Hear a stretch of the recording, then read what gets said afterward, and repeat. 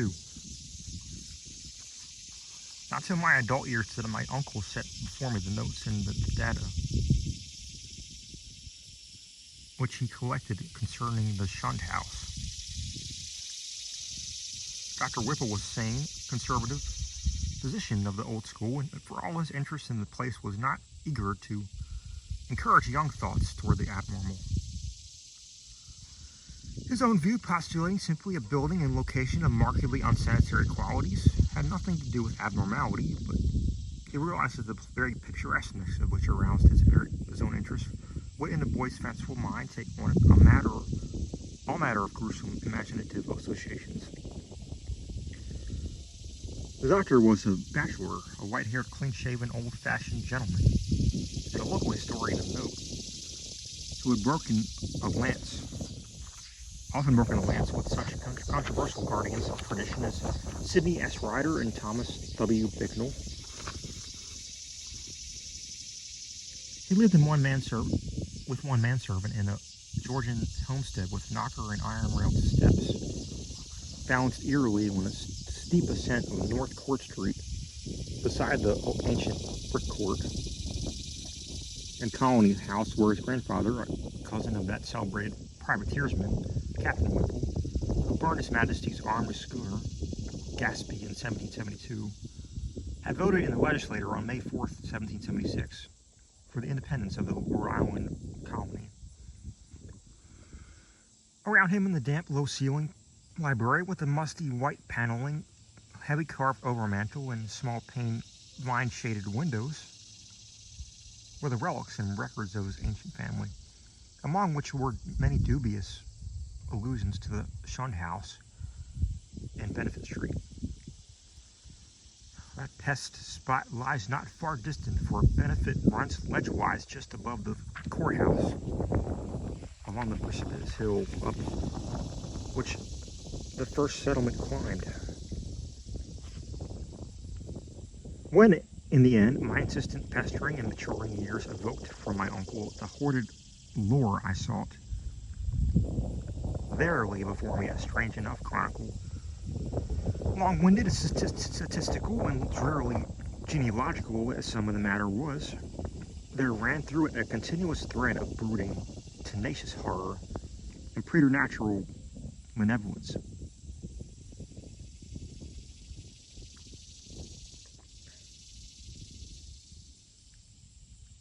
Which impressed me even more than it had impressed the good doctor. Separate events faded together uncannily, and seemingly irrelevant details held minds of hideous possibilities. A new and burning curiosity grew in me, compared to my boyish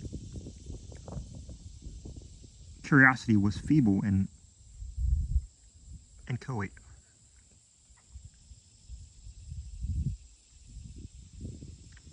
The first revelation led to an exhaustive research, and finally to that shuddering quest which proved so disastrous to myself and mine. For my uncle insisted on joining the search I commenced, and after a certain night in that house he did not come away with me. I am lonely without that gentle soul whose long years were filled with only with honor, virtue, good taste, benevolence, and learning. I reared a marble urn to his memory in St. John's churchyard, the place that Poe loved. The hidden grove of giant willows on the hill, where tombs and headstones huddle quietly between the hoary bulk of the church and the house and bank walls of Benefit Street. The history of the house, opening amid a maze of dates, revealed no trace of the sinister either about its construction or about the prosperous and honorable family who built it. Yet from the first, a taint of calamity soon increased to boding significance was apparent. My uncle's carefully compiled record began with the building of the structure in 1763 and followed the theme with an unusual amount of detail.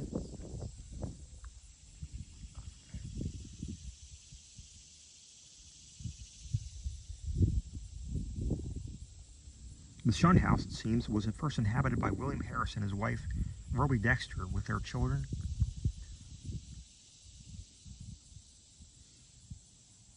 Elkanah, born in 1755, Abigail, born in 1757, William Jr., born in 1759, and Ruth, born in 1761. Harris was a substantial merchant and seaman in the West India trade, connected with the firm of Obadiah Brown and his nephews. After Brown's death in 1761, the new firm of Nicholas Brown and Company made him master of the brig Prudence. Providence built of 120 tons, thus enabling him to erect the new homestead he had desired ever since his marriage. The site he had chosen, a recently straightened part of the new fashionable back street, which ran along the side of the hill above crowded Cheapside, was all that could be wished, and the building did justice to the location. It was the best that moderate means could afford, and Harris hastened to move in with before the birth of the fifth child, which the family expected. That child, a boy, came in December but was stillborn. Nor was any child to be born alive in that house for a century and a half. The next April, sickness occurred among the children, and Abigail and Ruth died before the month was over. Dr. Job Ives diagnosed the trouble as some infantile fever, though others declared it was more of a mere wasting away or decline. It seemed at any event to be contagious, for Hannah Bowen, of the two servants, died of it the following June. Eli Ladason, the other servant, constantly complained of weakness and would have returned to his father's farm in Rehoboth, but for a sudden attachment of Ahithophel Pierce, who was hired to succeed Hannah. He died the next year, a sad year indeed, since it marked the death of William Harris himself, enfeebled as he was by the climate of Martinique, where his occupation had kept him for considerable periods during the preceding decade. The widowed Roby Harris had never recovered from the shock of her husband's death, and the passing of her firstborn, Elkanah, 2 years later, was the final blow to her reason. In 1768, she fell victim to a mild form of insanity, and was thereafter confined to the upper part of the house. Her elder maiden sister, Mercy Dexter, having moved in to take charge of the family. Mercy was a plain, raw-boned woman of great strength, but her health visibly declined from her time of her advent. She was greatly devoted to her unfortunate sister and had an especial affection for her only surviving nephew, William, who, from a sturdy infant, had become a sickly, spinaling lad.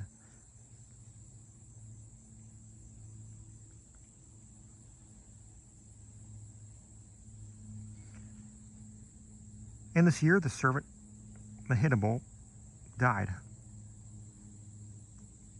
and the other servant, Preserved Smith, left without coherent explanation, or at least with some wild tales of any complaint that he disliked the smell of the place. For a time, Mercy could secure no more help, since the 7 deaths in case of madness, all occurring within 5 years' space, had begun to set in motion the body of fireside rumor, which later became so bizarre.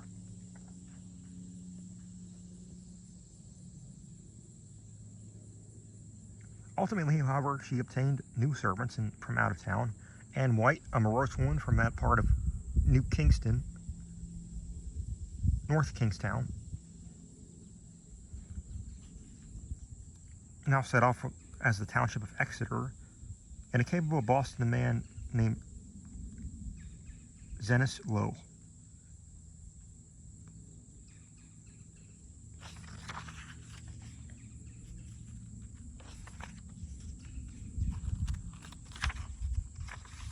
It was Ann White who first gave the definite shape to the sinister idle talk. Mercy should have known better than to hire anyone from the Nooseneck Hill country, for that remote bit of backwoods was then, as now, a seat of the most uncomfortable superstitions. As lately as 1892, an Exeter community exhumed a dead body and ceremoniously burnt its heart in order to prevent certain alleged visitations, injurious to the public health and peace. And one may imagine the point of view of the same section of 1768. Anne's tongue was perniciously active, and within a few months Mercy discharged her, filling her place with a faithful and amiable Amazon from Newport, Maria Robbins.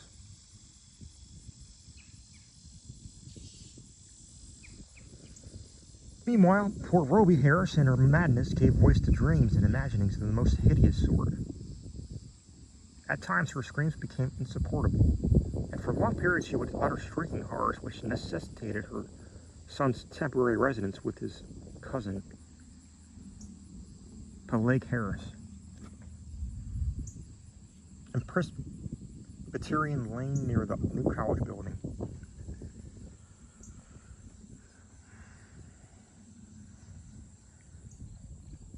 The boy would seem to improve after these visits, and had Mercy been as wise as she was well-meaning, she would have let him live permanently with Peleg. Just what Mrs. Harris cried out in her fits of violence, tradition hesitates to say, or rather presents such extravagant accounts that they nullify themselves through sheer absurdity. Certainly it sounds absurd to hear that a woman educated only in the rudiments of French often shouted for hours in a coarse and idiomatic form of that language, or that the same person alone, unguarded, complained wildly but staring thing which bit and chewed at her. In 1772, the servant Zinnias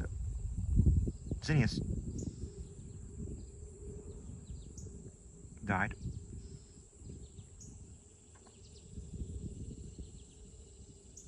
And when Mrs. Harris heard of it, she laughed with a shocking delight, utterly foreign to her. The next year she herself died and was laid to rest in the North Burial Ground beside her husband. Upon the outbreak of trouble with Great Britain in 1775, William Harris, despite his scant 16 years of feeble constitution, managed to enlist in the Army of Observation under General Greene, and from that time on enjoyed a steady rise in health and prestige. In 1780, as a captain in Rhode Island forces in New Jersey under Colonel Angell, he met and married Phoebe Hetfield of Elizabethtown, whom he brought to Providence upon his honorable discharge in the following year.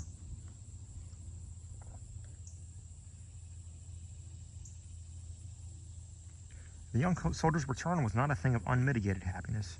The house, it is true, was still in good condition, and the street was still had been widened and changed in name from Back Street to Benefit Street. But Mercy Dexter's once robust frame had undergone a sad and curious decay, so that she was now a stooped and pathetic figure with hollow voice and disconcerting power, qualities shared to a singular degree by the one remaining servant, Maria. In the autumn of 1782, Phoebe Harris gave birth to a stillborn daughter, and on the 15th of next May, Mercy Dexter took leave of a useful, austere, and virtuous life. William Harris, at last thoroughly convinced of the radically unhealthful nature of his abode, now took steps toward quitting it and closing it forever. Securing temporary quarters for himself and his wife at the newly opened Golden Ball Inn, he arranged for the building of a new and finer house in Westminster Street and in the growing part of the town across the Great Bridge. There, in 1785, his son Duddy was born, and there the family dwelt till the encroachments of commerce drove them back across the river and over the hill to Angell Street,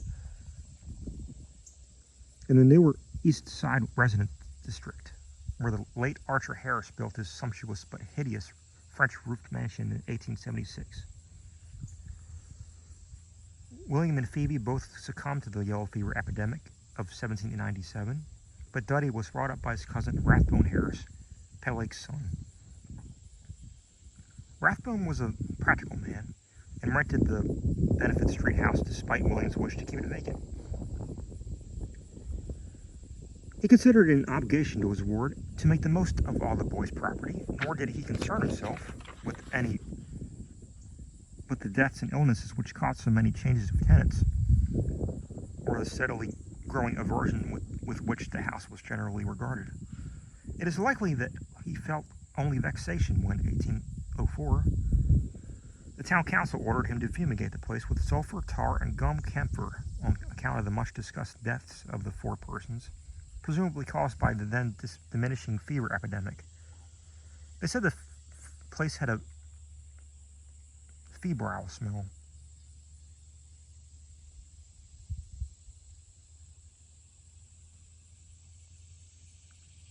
Duddy himself thought little of the house, for he grew up to be a privateersman and served with distinction on the Vigilant under Captain Cahoon in the War of 1812.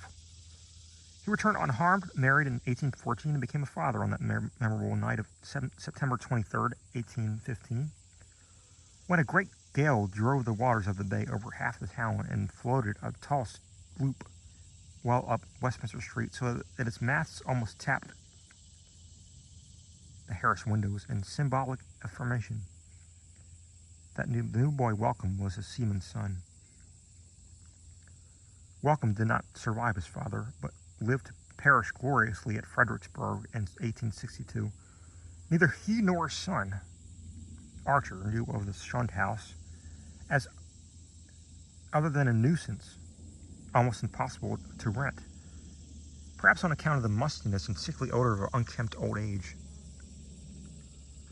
Indeed, it was never rented after a series of deaths culminating in 1861, which the excitement of the war tended only to throw into obscurity. Carrington Harris, the last of the male line, knew it only as a deserted and somewhat picturesque senator legend, until I told him my experience. He had meant to tear it down and build an apartment house on the site, but after my account decided to let it stand, install plumbing, and rent it. Nor has he yet any difficulty in obtaining tenants. The horror has gone.